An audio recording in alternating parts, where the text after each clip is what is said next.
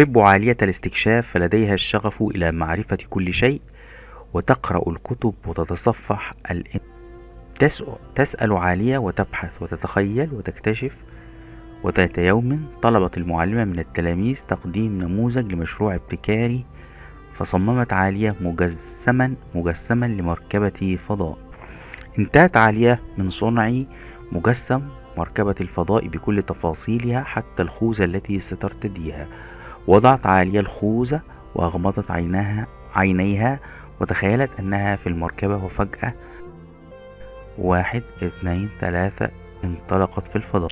ما هذا المنظر الرائع؟ انظر إلى كوكب الأرض من الفضاء، يبدو ككرة لونها بين الأزرق والأخضر.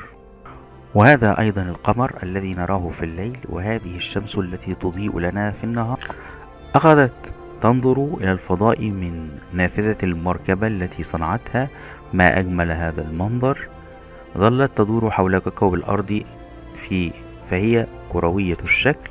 ما هذا؟ إنني أرى 8 كواكب أخرى. نعم نعم، لقد تذكرت، قرأت ذلك في كتاب. عطارد والزهرة والأرض والمريخ والمشتري وزحل وأورانوس ونبتون، 8 كواكب في خلعت عالية الخوذة وابتسمت وقالت: ما أجمل هذه الرحلة! وتمنت أن يمر الوقت سريعا وتذهب إلى المدرسة لتعرض نموذج المركبة الفضائية لمعلمتها وتحكي لأصدقائها عن رحلتها في الفضاء.